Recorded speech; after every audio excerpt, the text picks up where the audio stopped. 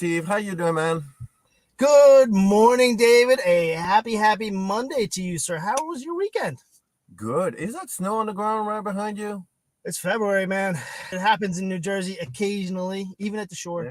We're Yeah. almost at the end of winter. That's fantastic. Now, last week we had a great guest, Susan Young. We talked about communication in the board setting, but today we're going to talk about another topic, communication again. And it's going to be with a very special guest, and we're going to talk about a different type of communication. I'm really happy on this Monday morning. I know I'm a delight on Monday mornings, but today I'm especially happy because she's a good friend of ours. We have the pleasure of getting to see her in person a lot at events and whatnot. So welcome, Debra Rizzi. She is the president and partner at Rizco. Now, not everybody knows what Rizco is or what you guys do. So, Deb, welcome. Can you please tell our viewers a little bit about yourself and your company? Absolutely. Well, first of all, thanks for having me. I'm Debra Rizzi. I am the president of Rizco, and we are a brand-led marketing agency. What does that mean? We handle brand, web, and full service digital services on behalf of our clients, where a key differentiator is research. It's the foundation for everything that we do. So we are very fortunate to be able to work with diversified clients in many different verticals. No kidding. That's a mouthful right there. Try to keep it simple. All right. So recently you celebrated something pretty big, a big milestone for the company. Can you tell us about it? I can. Number one, we celebrated our 23rd anniversary. I can't believe that it's 23 years. It feels like a flash. Started the company at 5 years old. Yeah, thank you. Thank you. Founded the company with my husband, and he is still my partner today. But our big announcement is that we are officially recognized as a woman-owned business. So we got our accreditation through the WBENC. They're recognizing almost 2.5 decades worth of work. No kidding. That's fabulous. Congratulations. Thank you. March 1st is the kickoff of Women's History Month. So it's particularly timely. And we're going to have some more guests, female figures on the show in March. But yeah, congratulations, Deb. Thank you so much. And thank you for what you're going to do in March as well. That's outstanding. So let's get into a little bit about what's going on in your world, Deb. So what's on the minds of marketing business owners right now? What's going on out there? A lot. So our industry is very different. I truly believe you can't be an expert. It's constantly changing. So when somebody says, oh, I'm an expert in marketing, it's virtually impossible because there are things we can control and other things that we somewhat can't control, like algorithms or major changes on the sides of Meta, Google. What we can do is become educated. So we as an agency spent a lot of time at the beginning of the year reevaluating our practices, what is up and coming in the industry, re-looking at all of our clients, where have we been successful, and trying to shift that. I would say a second thing is software. I think it's happening in a lot of industries. Everything's going to a subscription-based platform, and therefore we're getting those automatic, oh, well, it's going up by 20%, 30%, sometimes even 50%. So as managers, we're trying to find out what are the tools that we need in order to do a great job on behalf of our clients? Because, of course, streamlining is a part of that. Measuring is a part of that. But collaborating with other industry leaders to really figure out what do you need to back your business at the right price point. And then the third one, know that you will enjoy, is times have changed. And you really have to look at the business and look at your personal life and be ready for the unexpected tomorrow. I think we're seeing that in society. You just look at some of the situations that we're seeing, especially in sports. You have to have that plan in place. So business owners are using their unit on a much higher level of your legal team, your insurance team. So that's where it goes to you. From a personal standpoint, you have to have the insurance. Have you gone virtual? What kind of changes in your insurance and also your employee handbooks do you need to put into place to protect your business? So I would punt it to you of building on that as well. Absolutely. Now, as far as marketing, our segment, the condo association, multifamily, co-ops, HOA world, sometimes either the associations or the property management company or even like the personal brand for the managers themselves is not very well developed. And why is it so important? Like you just mentioned, adaptation, times have changed.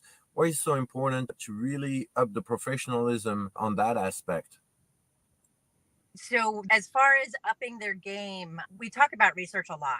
And sometimes we move into this set it and forget it type of scenario Hmm. where you need to look at what you're doing and then make shifts.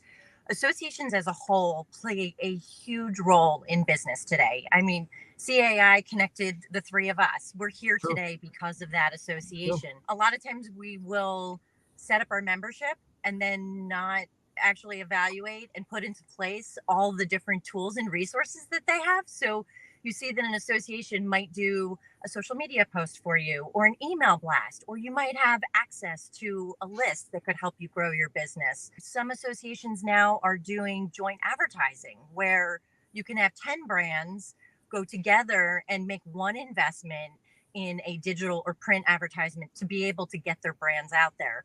So leveraging that on a higher level is important. And then also, we as individuals, it's about not only the brand itself for your company, but also your personal brand. So the company is spending time to make sure that they are amplifying what their value is. What do they look like? Putting this content out there. And we, as individuals of that company, we're representatives, we're ambassadors for them. So it's like a twofold. While you're out networking and working within the association, it's how do you represent yourself and making sure that you as the individual is consistent, but then also amplifying what the company is doing. And so now we are going back to our clients and even doing this internally with our staff of scheduling when Rizco is coming out with news. Okay. And the team is getting an actual invite on their calendar to ask them to like and share on their LinkedIn pages, which, on some of the other social media channels, it's a privacy thing, but LinkedIn is about business. So that's where your personal brand comes through. And then also you're able to help your own business by liking, sharing, and really embracing the content that's already out there that will help you grow your biz. Yeah, Wow. absolutely.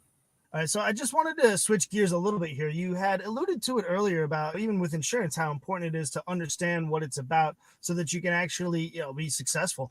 So now with marketing, you guys have a lot of acronyms. We have a lot of acronyms in insurance as well. So there's SEO, there's TikTok, there's SMS, there's my wife's favorite, influencer marketing. Not really an acronym, but I know it's really, really important for you guys. So can you dive into a little bit about what's going on in the marketplace? Where do you even begin with this? So there are two things. Number one is understanding your customer, and the second thing is seeing what your competition is doing. The first thing is looking at, okay, where were we successful last year? Where did we get that engagement? Where did we get the sales from? And trying to create a persona around it. Is it a 16 to 18-year-old? Is it a 50 to 60-year-old?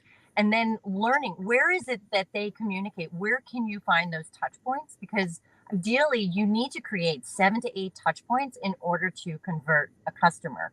So the other half of that is, if you really aren't sure, look at your competition, look at like companies. What are they doing? What are they saying?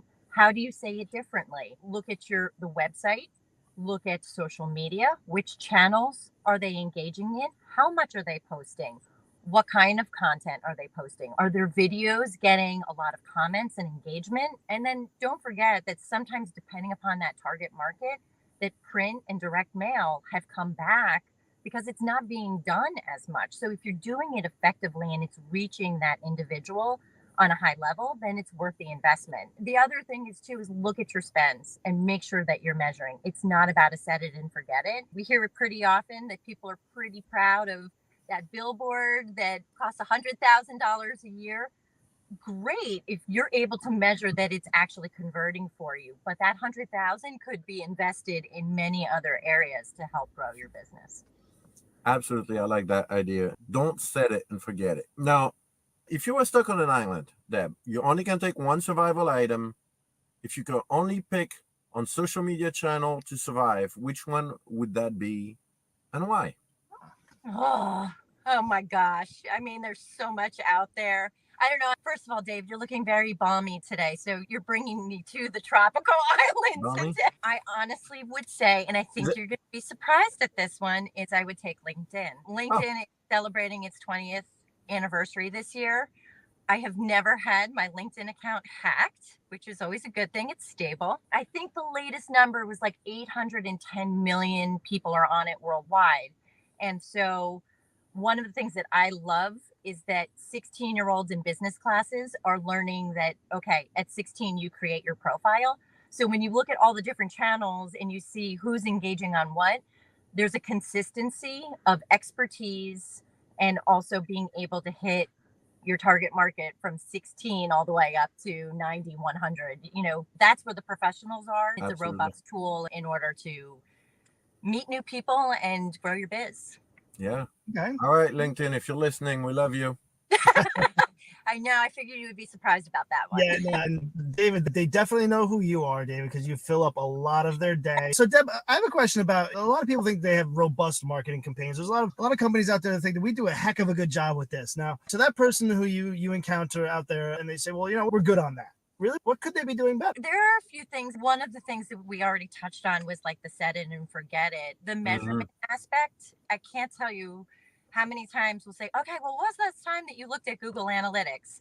And the client will look at you and say, okay, not recently. Or what kind of reporting do you have? There should be biweekly calls at least, and also monthly reporting that highlights everything that you're doing. What is the return on investment? What is your engagement rates? And then making shifts. It is super expensive to have a full service marketing team internally, just Yeah. because it is constantly changing. So this is where the word agency sometimes has a bad rap. It's like, okay, you're going to take our money. Oh, you're more expensive. I find it to be a beautiful word, because agencies are responsible for building their teams, making sure that they're specialized, taking on the expense of all that software that I talked about earlier, and making sure that they're moving your brand forward. So, my message there is that the larger firms shouldn't be scared to outsource some of the strategy and support work to make sure that they can keep up. And also, too, with COVID, we learned, and the agencies are acting differently, where they're offering extended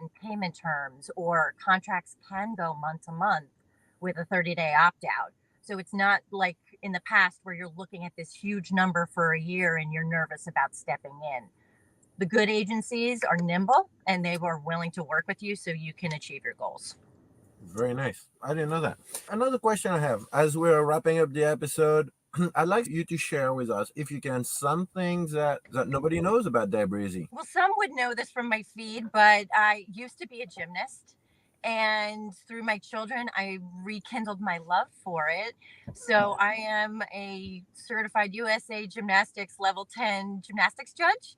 And I judge for many different leagues. So sometimes clients will be going to an event with their child and they look over at the event and they're like, wait a second. Wait, Deb, are you a judge? Wow. So that is my hobby. I absolutely love gymnastics. Oh, Thrilled cool. that NCAA is getting the coverage that they should. Friday nights are a time suck. I sit there for hours watching collegiate gymnastics. And it is amazing when you can take a passion and turn it into another form of income, per se. Okay. All right. So, Deb, thanks for being such a good sport. We love to give our guests on a show, we love to give them the microphone so they can actually promote or recognize somebody in their life. Somebody that could be professional, could be personal, could be a charity, could be another business, could be your own business. Here's the microphone, Deb. It's for you. It's your time. Get up there and shout it out to the world. Well, I appreciate the floor on that. It's interesting, especially with the woman-owned business. A lot of times we go to, it's always female empowerment, and I have to go back to the males that wound up seeing something in me when the ceiling was, at a certain level. So that would be Tom Caputo, who got me into the advertising industry at Lord & Taylor, Kevin Finn of DCC, who supported me through learning printing processes. Ron Assoian is another one from the printing industry that really helped to build out my sales and printing capabilities. And then last is my husband. I'm going like Mach 10 with my hair on fire all the time, and he's a rock. He's like, okay, go. He says yes. He's with me every single step of the way. So to have those people push you to another level and then now be able to achieve what we have collectively, I appreciate those males that have gotten me to where I am. And now as a WBE, it now has opened up another opportunity for me to rub elbows with now women that will help me grow the business to another level. Well, thank you for jumping in. Thank you for those shout outs that you did to those influencers in your career. Both are a 10 in my book. All right. Sounds good. I appreciate that. Well, we hope you have a good rest of your day. Enjoy your week, everybody, and we'll see you next week for the first episode of the Women's Empowerment Month. It's March 2023 in just a couple days. We'll see you then.